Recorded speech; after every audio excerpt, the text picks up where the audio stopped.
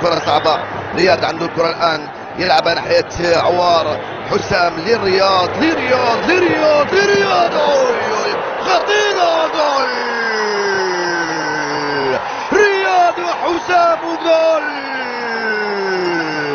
مش معقول ان الهدف لا ياتي، فعلا جاء الهدف من حسام. التسديده من رياض سدها الحارس، وعوار كان في المكان المناسب وهز الشباك وافتتح مجال التسجيل. 1-0 للمنتخب الجزائري في الشوط الثاني، مغاير تماما لسيناريو الشوط الاول فرديا وجماعيا وحتى تنظيم. صعبة، راح مش متسلل، خطيرة